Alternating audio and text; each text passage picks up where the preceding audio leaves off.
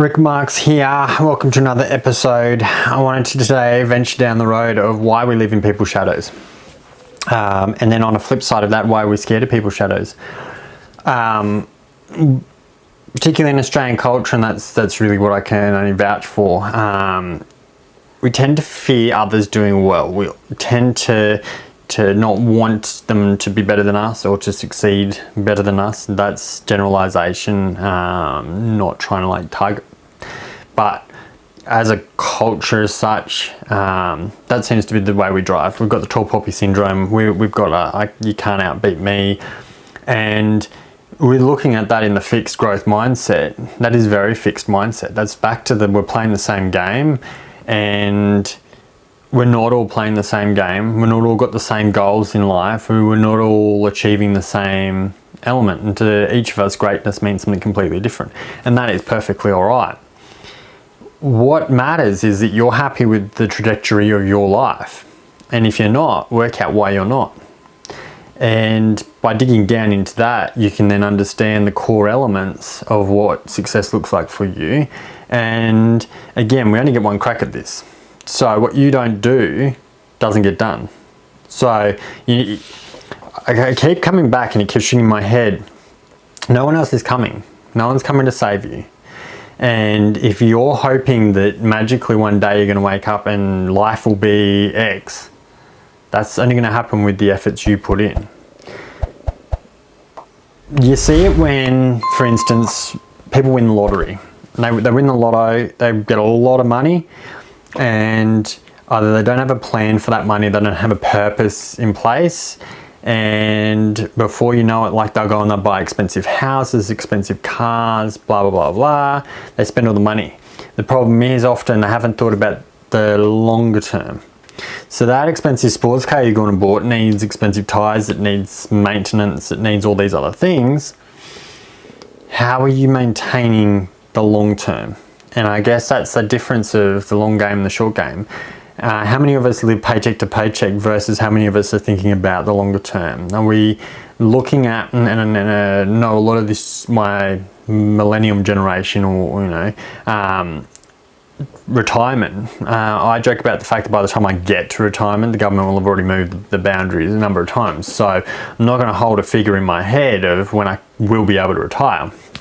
But I am also not focusing that my superannuation, I already know that's not going to be enough for me to, it'll probably be enough for me to survive, but whether I want to be able to thrive, that's something that I have to put in place now.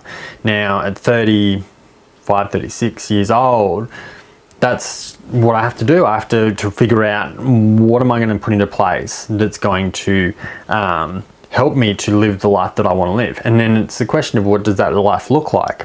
And I don't know if you've been to see a financial planner or advisor, and again, this is not financial advice, but you need to work out what that figure looks like. What does retirement look like for you?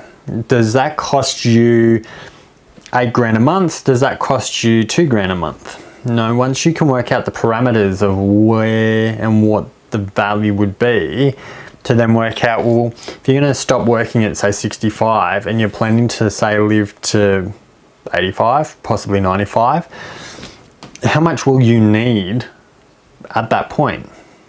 Now, if you're able to find something to earn your income, then that's completely fantastic. But I guess where I'm coming back to, and I digress from where I was going, if you are fixed mindseted and you go out and you spend all that lotto money, boom, gone, you haven't thought about the long game, you're then coming up short, because then you can't maintain the vehicle. It's got to then get repossessed.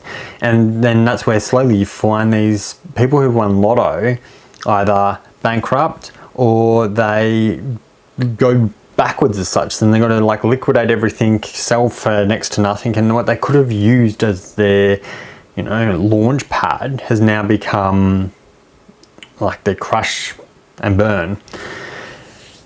And all of that can be through the long game and thinking about the longer picture, the bigger picture, rather than going, let's just run out and buy one of everything. All because in your head, that was what was going to buy you happiness. And I guess work out what happiness looks like for you. I've often found, again, because we're all unique, we're all, different, Those that go out and they have a really expensive car and they love leasing an expensive car, and that's fantastic if they can afford it and whatnot, and that's a priority for them. But sometimes that one thing for them is a big, I guess, smile on their face because they're able to do a job, and that job helps them be able to get this vehicle or whatever it is, and like stacking on top of each other, it's a win-win. However, for other people that, cars just to get them from A to B, why would they want a luxury vehicle that's going to cost them, 90,000 Australian dollars, when they could get something that's going to cost them $30,000, and then that still gives them, say, $60,000 in their money to do something else which they enjoy, whether it be rock climbing, scuba diving, whatever their hobbies are, or whatever going to put a smile on their face. The person who owns that car might look at it and go, but why you spend that much money on holidaying, for instance? You go overseas every other year and you go on these elaborate things, you fly first class, doesn't make any sense. And to that person, they look at it and go, yeah, but you drive a ridiculously expensive car, for instance, that doesn't make any sense. When we, again, are playing that same game, that same field, we have that mindset. When we realize we're all in different fields, that's fantastic. You have that really nice car and that you're really proud of your car. I'm really proud of the experiences and the adventures that I've had overseas and the memories that I've created along the way. And again, they're both creating happiness. They're both, I guess, somewhat equal. They're both doing the job and getting the happiness in life. But one doesn't see the other one's the same, and and that comes to that fixed mindset again. So I challenge you guys, think the long game, work out what are your plans, what are your goals, what does happiness look like, what does success look like, and build on a plan for how you're going to achieve what you're wanting to achieve, because that's the rules to your game. And I myself am doing the exact same thing. I'm working out the rules to my life, my game, which is different to everybody else's, and that's okay, because I just got to get happiness from me. And I talk about a lot where you're going to sit in a retirement village and you're going to either regret you didn't do certain things, or you're going to live with the complete satisfaction that you didn't get to do it all, but you gave everything that you wanted to the best red hot go. Have an awesome day, have an awesome week, and you'll see me tomorrow morning, 9 a.m. Bye for now.